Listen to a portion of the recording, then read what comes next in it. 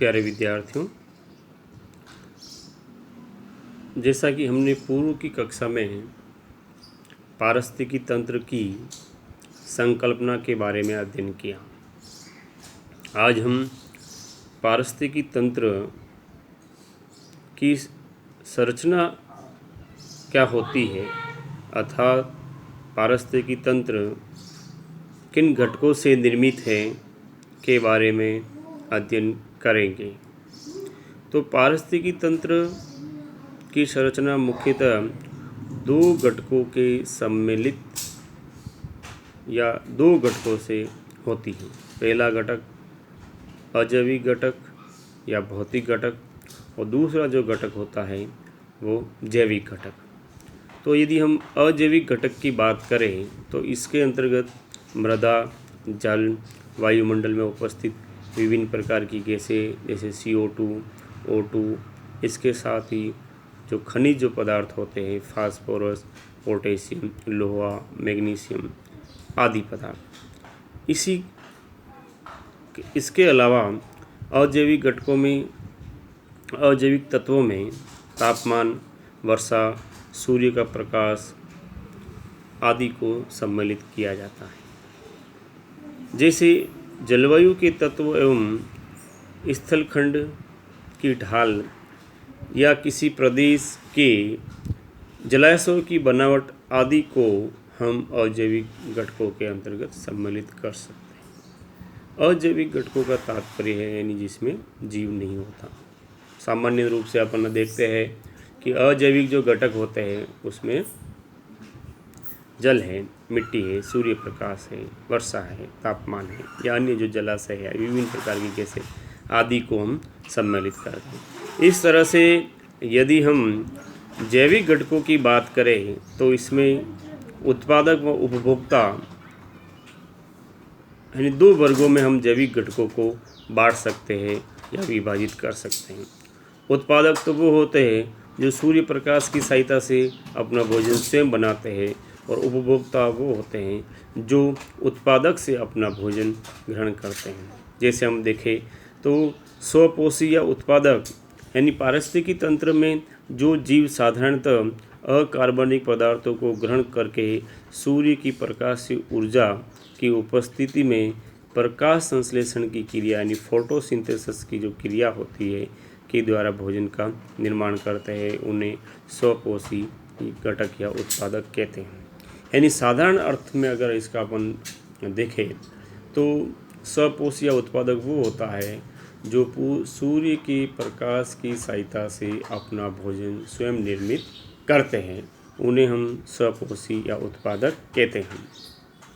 दूसरे जो घटक होते हैं वो होते हैं परपोषित घटक या उपभोक्ता होते हैं। यानी कि पारिस्थितिकी तंत्र में वे जीव जो प्रत्यक्ष या अप्रत्यक्ष रूप से स्वपोषी या उत्पादक द्वारा निर्मित भोजन पर निर्भर रहते हैं, उन्हें परपोषित या उपभोक्ता जीव कहते हैं। यदि हम साधारण शब्दों में इसका अर्थ समझें तो जो जीव उत्पादकों पर अपने भोजन के लिए निर्भर रहते हैं उन्हें हम उपभोक्ता या परपोषी कहते हैं। इन्हें हम विभिन्न भागों में बांट सकते हैं, जैसे प्राथमिक उपभोक्ता या प्रथम श्रेणी का उपभोक्ता वे जीव जो भोजन प्राप्ति के लिए प्रत्येक रूप से हरे पौधों अथवा स्वपोषी जीवों पर निर्भर होते हैं, उन्हें हम प्राथमिक उपभोक्ता कहते हैं। ये मुख्य रूप से शाकाहारी होते हैं, जैसे बकरी, खरगोश, गाय, भैंस, चूहा, हिरण, कीट आदि। इसी तरह से ये तो स्थलीय पारिस्थितिकी तंत्र के उदाहरण हो गए। इसी तरह से हम सागरीय पारिस्थितिकी तंत्र के उदाहरण में देखें तो प्रोटोजोआ और मोलस्क का जो जीव होते हैं वो है जो आपके प्रथम श्रेणी के उपभोक्ता या प्राथमिक उपभोक्ता कहलाता है।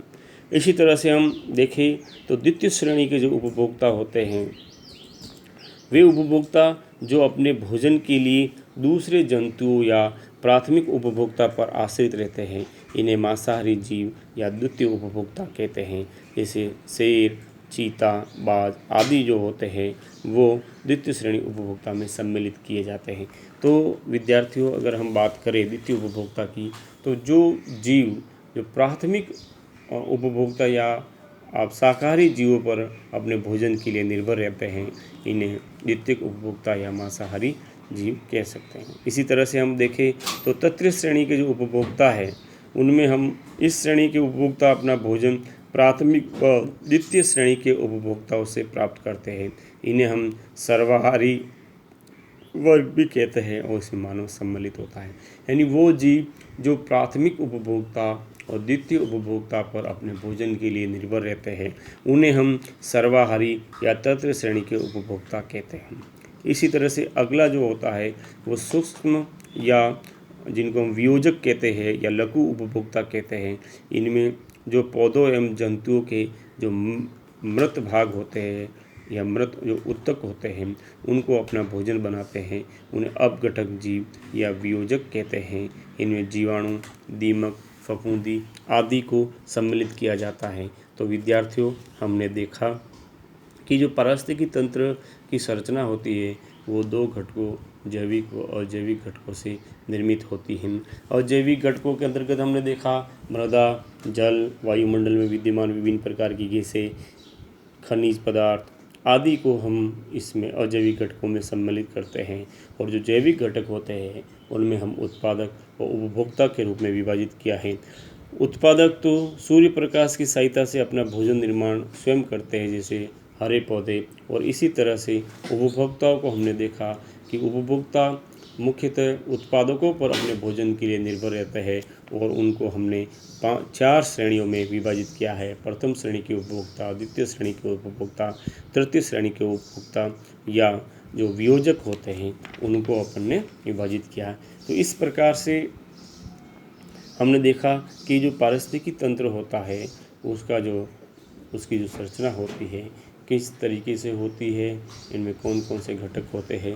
तो प्यारे विद्यार्थियों, वीडियो को आप देखें और इसके बारे में अध्ययन करें। धन्यवाद।